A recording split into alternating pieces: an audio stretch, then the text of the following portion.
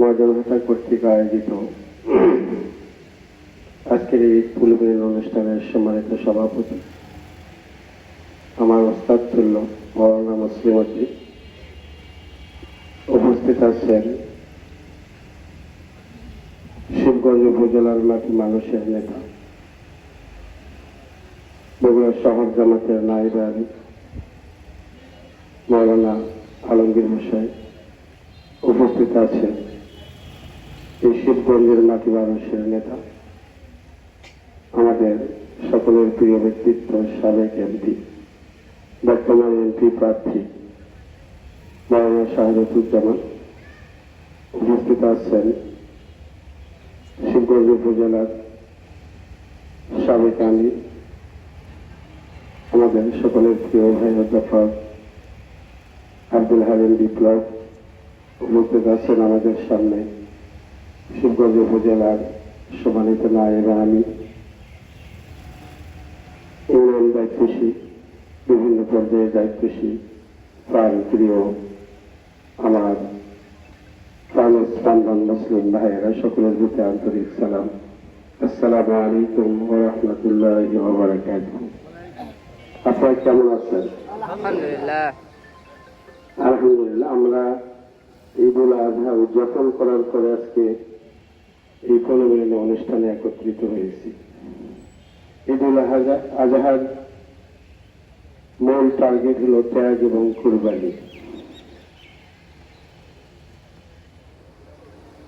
এর পেছনে অনেক লম্বা ইতিহাস জড়িত, যেটা আমার মনে হয় অনেকেরই ছেড়ে জানা আছে। যে ইতিহাসের ফলশ্রুতিতে এই আনন্দ আমাদের সামনে আল্লাহ রাব্বুল আলামিন সুন্নাত করে দেওয়া যোগ করে দিয়েছেন। ঈদের মাধ্যমে সারা মুসলিম মিল্লাত আনন্দ উদযাপন করে থাকে। আল্লাহ রাসূল সাল্লাল্লাহু আলাইহি ওয়াসাল্লাম বলেছেন যে মুসলমানদের জন্য দুইটাই ঈদুল ফিতর এবং ঈদুল আজহা। তার একটি ঈদ হলো আমাদের ঈদুল আজহা, যে ঈদের মাধ্যমে আমরা আমাদের ত্যাগ এবং কোরবানির সর্বোচ্চ নজরানা পেশ করে থাকি। যে ঈদের মাধ্যমে আমরা আমাদের অন্তরের সকল পশুত্বকে, সকল কলুষতাকে দূরীভূত করে নিজেদেরকে পুত এবং পবিত্র করার চেষ্টা করি। যে ঈদের মাধ্যমে আমরা সমাজের সকল অন্যায় অবিচারকে দূরীভূত করে একটি সুশৃঙ্খল সমাজ ব্যবস্থা কায়েম করার প্রত্যয় ব্যক্ত করি। এই ঈদ হল সেই। এইটার মূল টার্গেটই হল হযরত ইব্রাহিম আলাইহিস সালাম এবং ঈসা আলাইহিস সালামের স্মরণে। আল্লাহ রাসূল সাল্লাল্লাহু আলাইহি সাল্লামের সাহাবীরা আল্লাহ রাসূল সাল্লাল্লাহু আলাইহি সাল্লামকে জিজ্ঞেস করলেন, ইয়া রাসূলুল্লাহ, মা হিয়াল আদাহিয়া, এই কুরবানি কি, ঈদুল আজহা কি? আল্লাহ রাসূল সাল্লাল্লাহু আলাইহি সাল্লাম বললেন, কালা সুন্নাত মিল্লাত আবিকুম ইব্রাহিম আলাইহিস সালাতু ওয়াস সালাম। এটি ইব্রাহিম আলাইহিস সালাতু ওয়াস সালামের সুন্নাহ। সাহাবারা জিজ্ঞেস করলেন, কালু ইয়া রাসূলুল্লাহ ফামা লাহি, ইব্রাহিম আলাইহিস সালাতু ওয়াস সালামের সুন্নাহ পালন করা আমাদের লাভ কি? আল্লাহ রাসূল সাল্লাল্লাহু আলাইহি সাল্লাম বললেন, ক্বালা লিকুল্লি শাইরাতিন হাসানাতুন, প্রত্যেকটি এই কুরবানি পশুর চুলের পশমের পশমে যে পরিমাণ পশম থাকে ঠিক ওই পরিমাণ সওয়াব তোমাদের আমলনামায় আমি লিখে দিই। সাহাবারা জিজ্ঞেস করলেন, কালু ইয়া রাসূলুল্লাহ ফাসসুফে, ভেড়া বা ছাগল হয় তাহলে কি তাদেরও পশমে পশমে সওয়াব দিবে? এর জবাবে আল্লাহ রাসূল বললেন, ক্বালা লিকুল্লি শাইরাতিন মিনাস সুফি হাসানাহ, যে কুরবানির যে দুম্বা বা ভেড়া তোমরা কুরবানি করবে, এর যে পশম আছে এর প্রত্যেকটি পশমে পশমে যে পরিমাণ পশম সেই পরিমাণ সওয়াব তোমাদের আমলনামায় আল্লাহ তাআলা লিখে দেন। কারণ এটা হলো ইব্রাহিম আলাইহিস সালামের ত্যাগ এবং কুরবানির নজরানা, যার মাধ্যমে মুসলিম মিল্লাতকে শিক্ষা দিয়েছেন। কারণ তিনি আমাদের জাতির মিল্লাত, ওয়া সাম্মাকুমুল মুসলিমিন, তিনি মুসলিম জাতির কি মিল্লাত, মিল্লাত আবিকুম ইব্রাহিম ওয়া সাম্মাকুমুল মুসলিমিন। ইব্রাহিম আলাইহিস সালাম হলো মুসলিম জাতির পিতা, এবং এই কারণে গোটা জাতিকে মুসলিম জাতি হিসেবে নামকরণ করা হয়েছে। কথা ঠিক কিনা বলে? যুগে যুগে যত নবী রাসূল আল্লাহ তাআলা পৃথিবীতে পাঠাইছেন, এই প্রত্যেকটি নবী রাসূল হলো আমাদের দিগদর্শন, আমাদের পথ প্রদর্শক, আমাদের মডেল। আল্লাহ তাআলা অন্যভাবে এখানে অন্য জায়গায় এখানেই আল্লাহ তাআলা উল্লেখ করেছেন এই আয়াতের মধ্যে, লিয়াকুনা রাসূলু আলাইকুম শাহীদান ওয়া তাকুনু শুহাদা আলান নাস। রাসূলরা হলো তোমাদের জন্য মডেল, আর তোমরা হলো মানব জাতির জন্য মডেল। বাংলাদেশ জামাত ইসলাম যারা করবে তারা এই জাতির মডেল হবে। এই জাতির মানুষগুলো যেন দিক পায়, দিশা পায়, পথ পায়, রাস্তা পায়। জামাত ইসলামের মানুষগুলোকে দেখে, তাদের আচরণ দেখে, তাদের কথাবার্তা দেখে, তাদের চালচলন দেখে, তাদের ব্যবহার দেখে যদি না পায় তাহলে বুঝতে হবে যে সত্য ইসলাম হলো না। ইসলামের আন্দোলন করবো, ইসলামের আন্দোলনের দেখতে হবে। আর আমার ভিতরে, আমার সংগঠনের ভিতরে, আমার সমাজের ভিতরে, আমার পরিবারের ভিতরে ইসলাম থাকবে না, সেটা তো ইসলাম নয়। এরকম তো ইসলাম ছিল না নবী আলাইহিস সালামের আর সাহাবা আজমাইনদের। ইসলাম যেরকম ছিল ঠিক সেরকম ইসলাম পালন করার জন্য আমাদেরকে দৃঢ় প্রত্যয় ব্যক্ত করতে হবে। ইসলাম ফুল বিছানো রাস্তা নয়, এটি একটি কাঁটাযুক্ত রাস্তা। এই রাস্তা আপনারা হয়তো একটু আগে বক্তৃতা শুনলেন যে 15 বছর আমরা মন খুলে কথা বলতে পারিনি, আজকে 15 বছর পরে কথা বলছি। আবার 15 দিন পরেও আমাদের এই পরিস্থিতির সৃষ্টি হতে পারে। এটা ইসলামী আন্দোলনের সুন্নাহ। এখান থেকে দূরে সরে যাওয়া। আমরা কিন্তু গত বছরে ঈদ পুনর্মিলনী করছি। আমার জানা আছে আমি গত বছরে ঈদুল আজহার ঈদ পুনর্মিলনী করে গেছি এখানে। আজকে করতেছে বাদে, আর সেদিন করেছিলাম হলরুমে। পার্থক্য শুধু এতটুকু, আমরা তো থেমেছিলাম না কোথাও, কোনো কাজ তো বন্ধ রাখিনি আমরা। আমার মনে হয় সেখানে যে লোক উপস্থিত হয়েছিল আজকের চেয়ে মনে হয় বেশি লোক উপস্থিত ছিল সেই দিন। তাতে কি মনে হচ্ছে আমাদের স্পিড বাড়ছে না কমছে? হযরত ইব্রাহিম আলাইহিস সালামকে আল্লাহ তাআলা অসংখ্য পরীক্ষা করেছেন, যার কারণে আল্লাহ তাআলা তাকে খলিলুল্লাহ উপাধি দিয়েছেন। খলিলুল্লাহ মানে কি? কষ্ট, দুঃখ, বেদনা সবগুলোকে মেনে নিয়ে যিনি আল্লাহর সাথে বন্ধুত্ব রক্ষা করতে পারেন তিনি হলেন খলিল। হযরত ইব্রাহিম আলাইহিস সালামকে মেজর 5টা পরীক্ষা দিতে হয়েছে, যে পরীক্ষা আমাদের কারো পক্ষে দেওয়া সম্ভব নয়।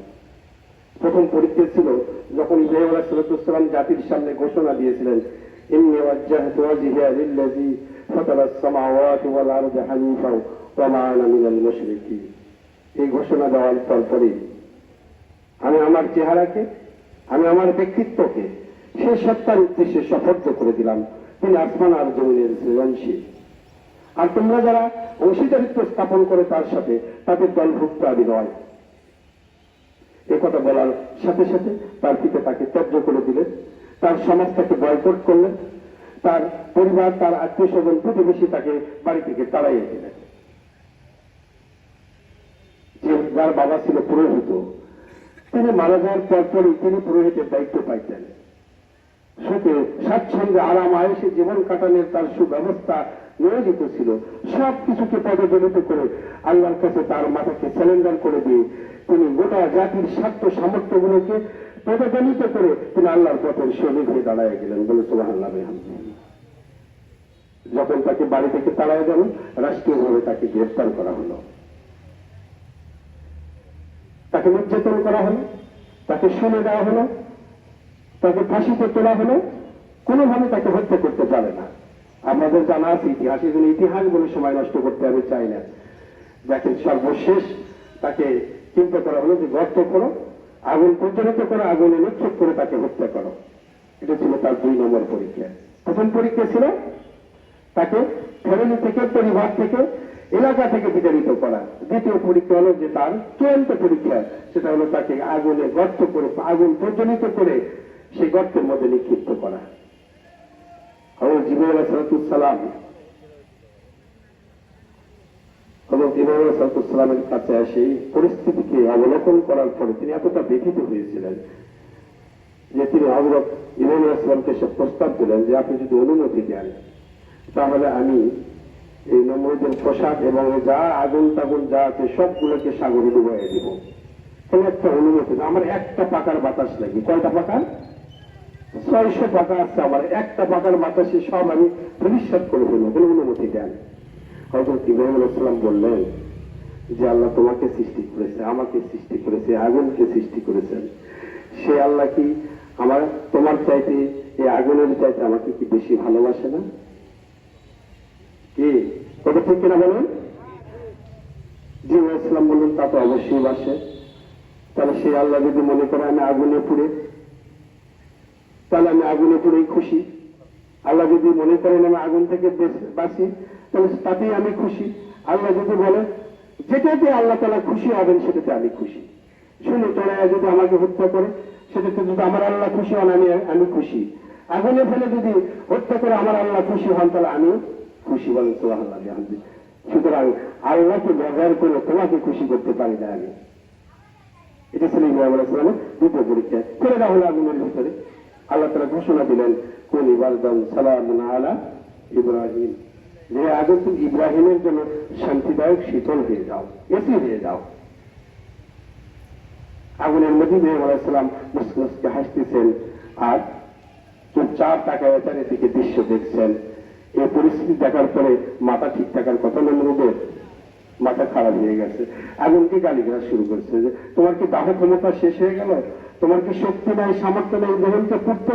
এরকম আগুনকে ভর্সনা দেওয়া শুরু করলো। আল্লাহ তাআলা আগুনের জবান খুলে দিলেন, বললেন যে আমার ক্ষমতা তাফসীরের মধ্যে উল্লেখ আছে বিষয়গুলো। আগুনের জবান খুলে দিলেন, বললেন যে ঠিক আছে আমার দাহ ক্ষমতা আছে কিনা, একটু কাছাকাছি আসো, একটু কাছাকাছি আসো, দেখাই দিচ্ছে আমার দাহন ক্ষমতা আছে কিনা। তাহলে তুমি তাকে পুড়তে পারছো না কেন?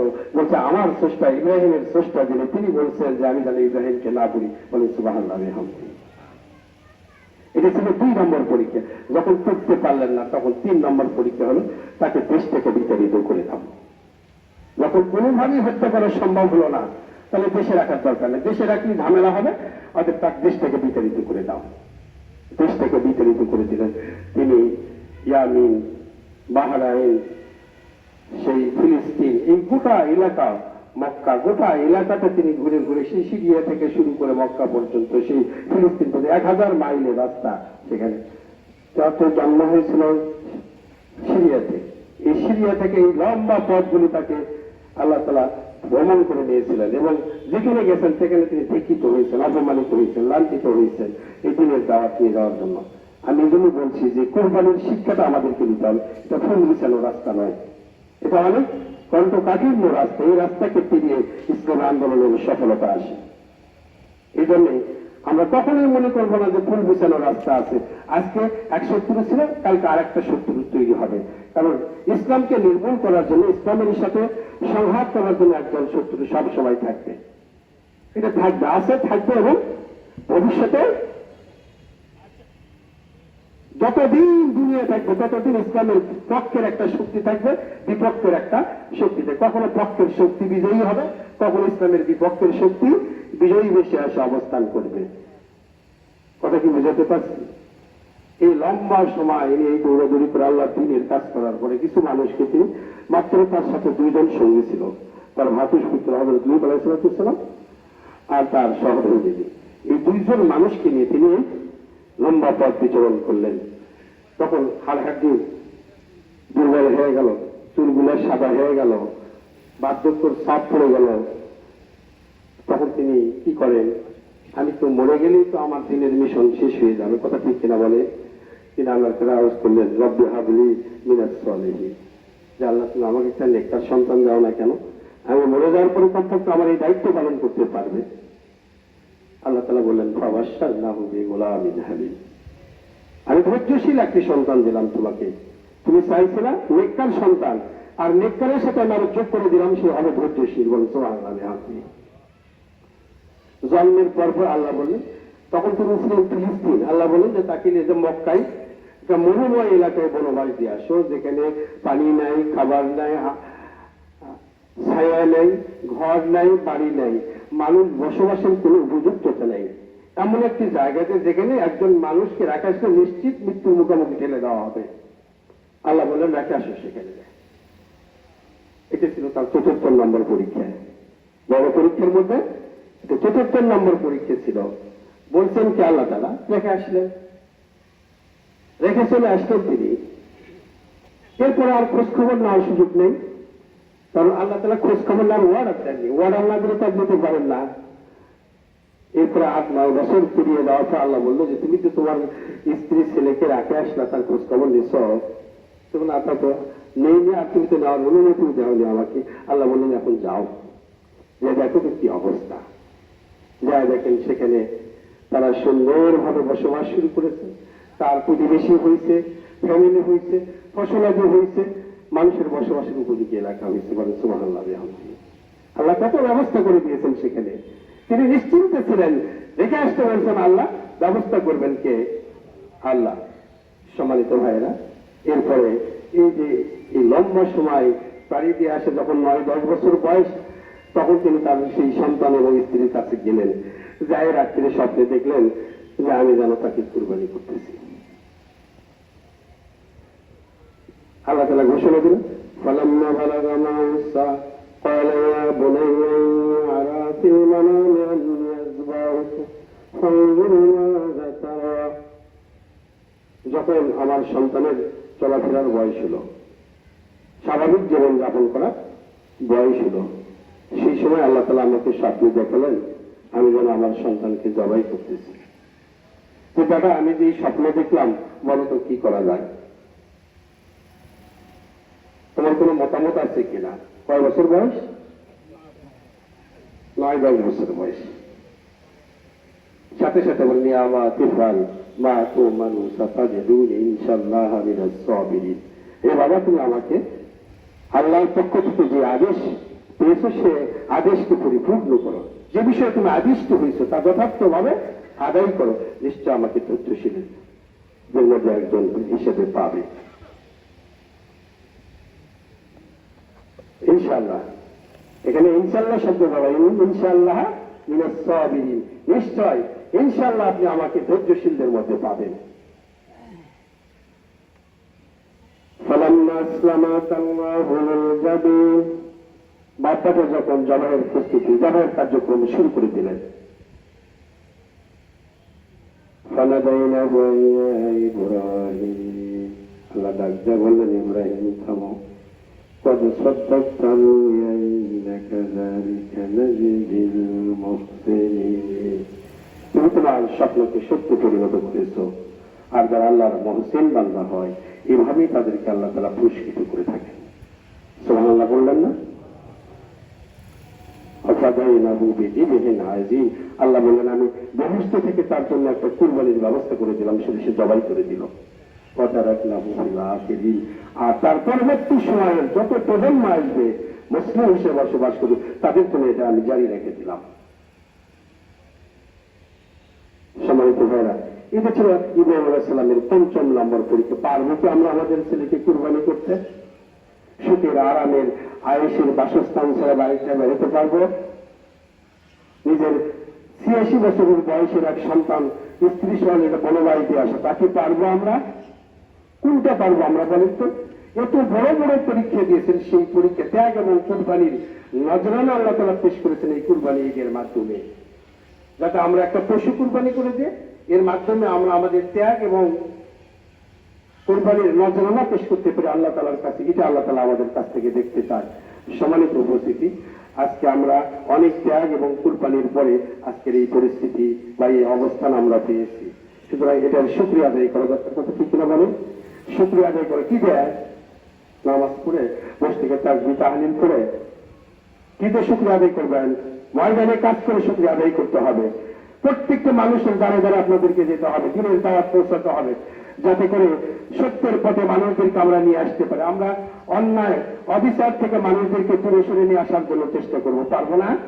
ইনশাআল্লাহ। আপনারা এই কাজের সাথে কি আঞ্জাম দেবেন? আল্লাহ তাআলা আপনাদেরকে কবুল করুন।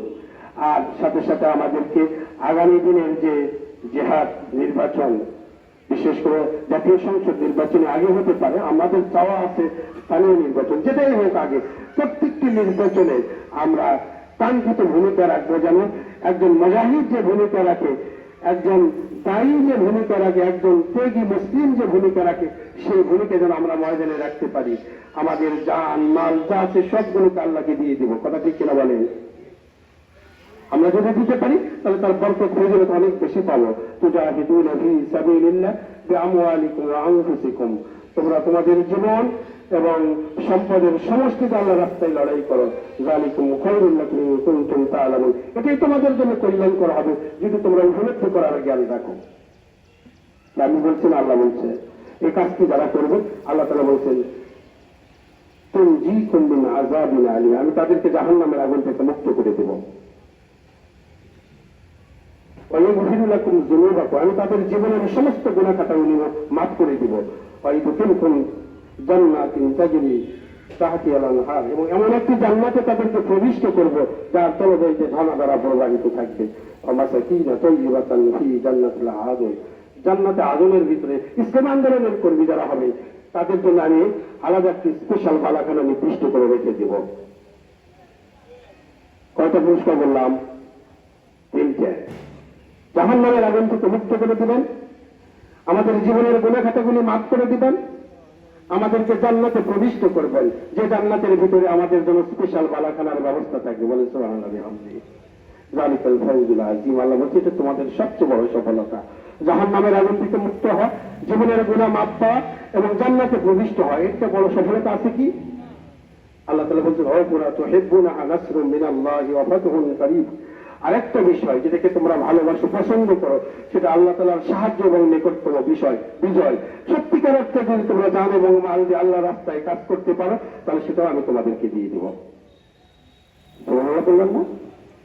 আমরা যদি সত্যিকার অর্থে আমাদের জীবন এবং সম্পদের সমষ্টিতে আল্লাহর রাস্তায় লড়াই করতে পারি, তাহলে আল্লাহ রাব্বুল আলামিন বলছেন তাহলে এর বিনিময়ে আমি তোমাদেরকে দুনিয়ায় আল্লাহর সাহায্য এবং নিকটতম বিজয় দেব তোমাদেরকে। সম্মানিত উপস্থিতি, আল্লাহর ওয়াদা কি মিথ্যা হতে পারে? আমরা যদি সত্যিকার অর্থে এই ভূমিকায় অবতীর্ণ হতে পারি, আল্লাহ তাআলা আমাদেরকে বিজয়ী করবেন এবং সফলতার দ্বার প্রান্তে উপনীত হবে। আমরা কোনো ভাইয়ের সাথে হিংসা করতে চাই না, বিদ্বেষ করতে চাই না, কারোর সাথে মারামারি করতে চাই না, ভাগাভাগি করতে চাই না। তবে কেউ যদি আমাদের সামনে আসে, কেউ যদি আমাদেরকে অত্যাচার করে, নিপীড়ন করে, আমরা প্রতিবাদ করবো। সেটা তোরা ঠিক কিনা বলেন? আমরা বসে থাকবো না, কারণ আল্লাহ তাআলার শক্তি, সামর্থ্য, ক্ষমতা আমাদেরকেও দিয়েছেন। আমরা কোনো অন্যায়ের পক্ষে নয়, কিন্তু কেউ অন্যায় করতে আসবে সেটাকে আমরা মেনে নেব না। আমরা স্বতঃস্ফূর্তভাবে সকল অন্যায়ের বিপক্ষে দাঁড়ায় যাবো ইনশাআল্লাহ। আল্লাহ তাআলা আমাদেরকে এই ঈদুল আজহার ত্যাগ এবং কুরবানির ঈদ থেকে আমাদেরকে এই শিক্ষা নেওয়ার তৌফিক দান করুন, যাতে আমরা আমাদের জীবনের বাকি অংশটাকে আল্লাহর দ্বীনের জন্য আমরা ত্যাগ এবং কুরবানি করতে পারি। এই আশাবাদ ব্যক্ত করছি। স্বাস্থ্য কামনা করে আমাদের দেখে শেষ করছি। আসসালামু আলাইকুম ওয়া রাহমাতুল্লাহি ওয়া বারাকাতুহু।